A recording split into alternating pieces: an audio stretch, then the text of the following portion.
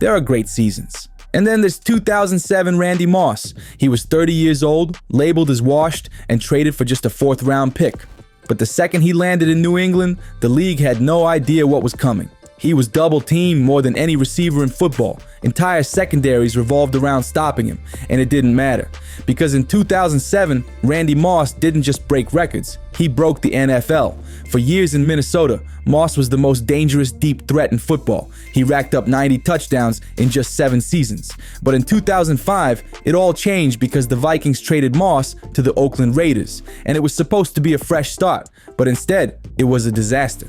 In 2006, he posted just 553 yards, the lowest of his career, with just 3 touchdowns, and the Raiders went 2-14.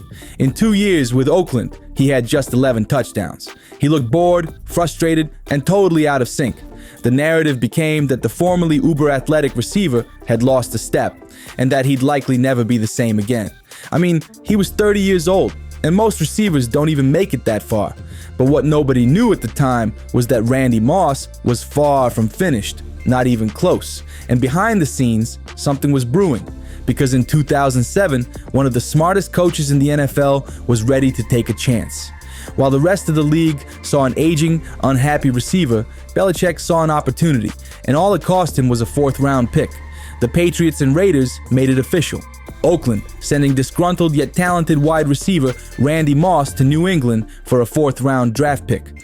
When Randy Moss showed up in New England, the decision was met with a ton of questions. Would he actually buy into the Patriot way? Would he mesh with Brady's leadership? And most importantly, would it even work? Moss was the very definition of a big personality, flashy, raw, and untamed. And New England, on the other hand, was the definition of buttoned up. But the moment Moss and Brady hit the practice field together, all those doubts vanished. Brady had spent the early 2000s slicing defenses with efficiency, short outs, check downs, timing, throws over the middle. But he never had this. He never had someone like Moss. Suddenly, Brady was launching bombs downfield, and he had Moss. They became nearly inseparable. They stayed after practice to go over routes. They studied film together.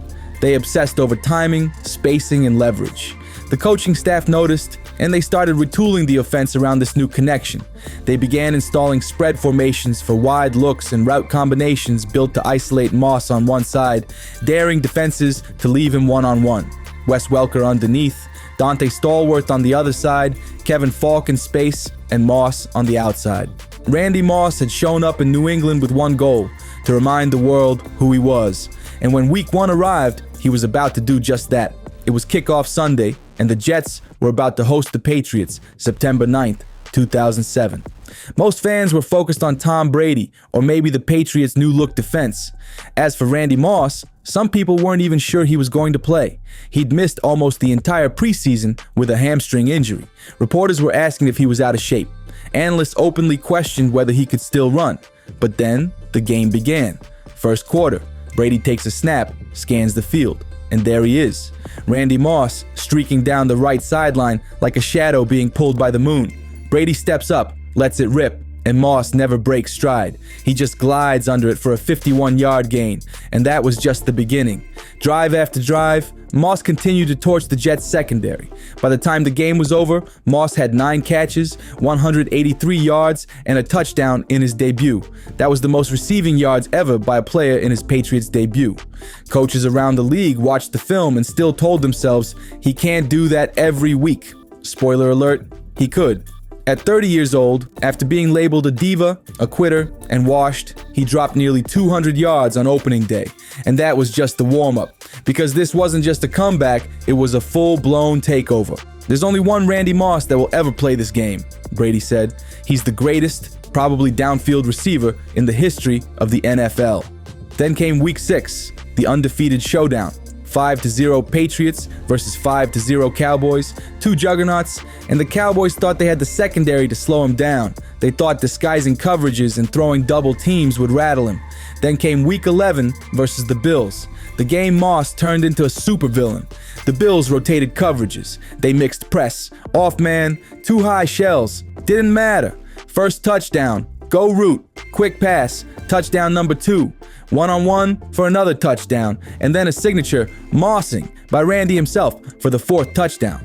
By halftime, Moss had shredded the Bills for 4 touchdowns. New England went on to win 56-10, and Moss didn't even need to do anything in the second half.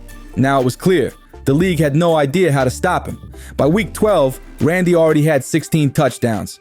That kind of number would be an incredible season for anyone. But Moss wasn't done, not even close, because one number started looming over every catch, every route, every deep ball: 22. The legendary single-season touchdown record set by Jerry Rice in 1987, a mark that had stood untouched for 2 decades. The closer Moss got, the louder the buzz grew. Game after game, defenses knew what was coming. They knew it, and still, they couldn't stop it. You would think it couldn't be that hard to stop one man, but not when that man was Randy Moss. Moss faced double coverage on over 60% of his routes from weeks 9 through 16, yet still averaged 18.6 yards per catch during that stretch.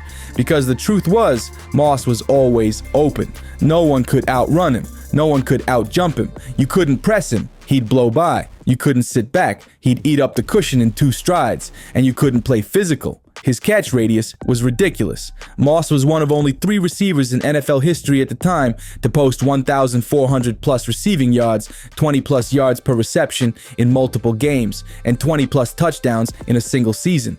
And he did it all while facing the highest rate of double coverage in the NFL that year.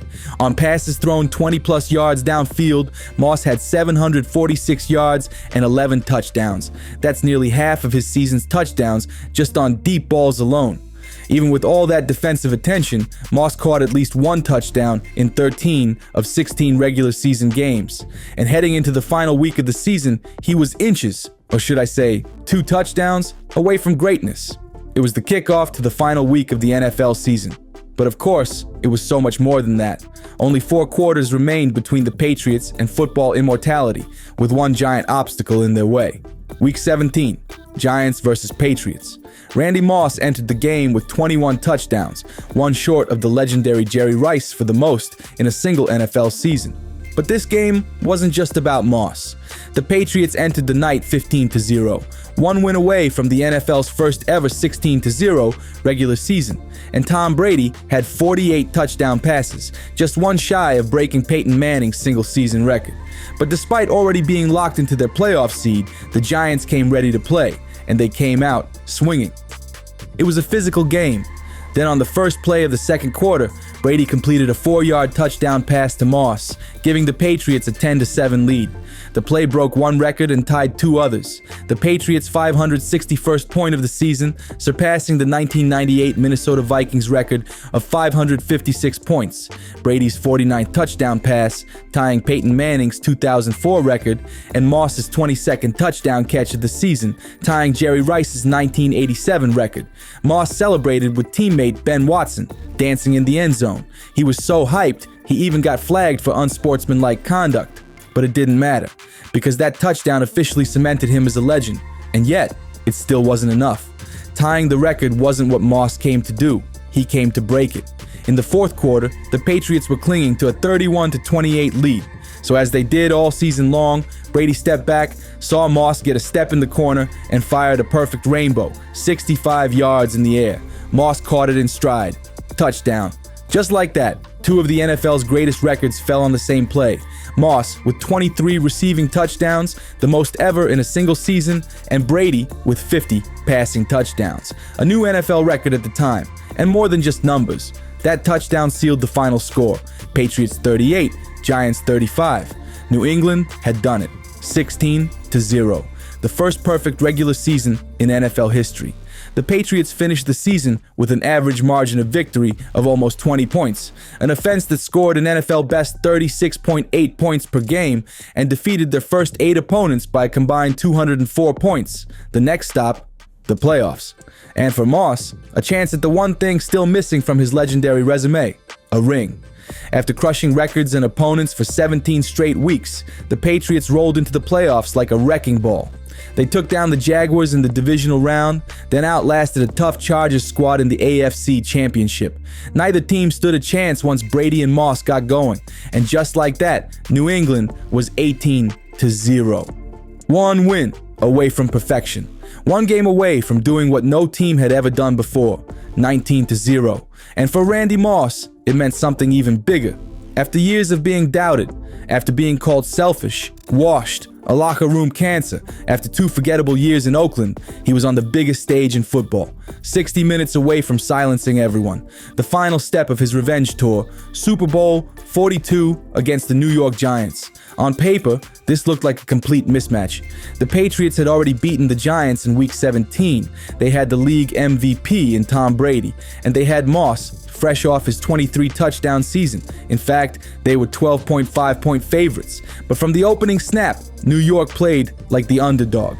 No one wanted to face their defensive line, led by Michael Strawn, Justin Tuck, and Osi Umenyiora. They crashed the pocket with constant pressure. Brady, who had been barely touched all season, was suddenly under siege. The Patriots' offense, which once moved with ease, looked uncomfortable. It was a low-scoring, ugly, grinded-out kind of game. Late in the fourth quarter, the Patriots did what they'd done all year. They struck. With just under 3 minutes left, Brady dropped back and hit Moss on a beautiful strike in the end zone to put the Patriots ahead, 14-10.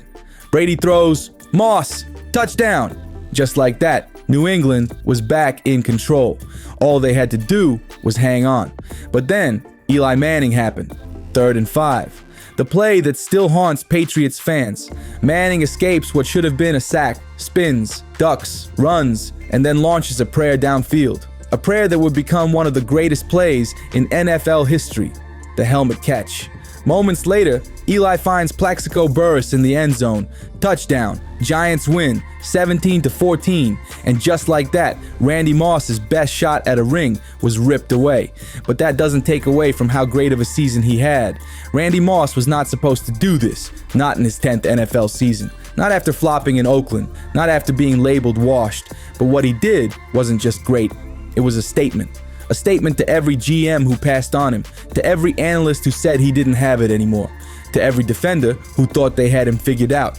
23 receiving touchdowns, an NFL record that still stands, nearly 1,500 yards, and you can't help but ask, how?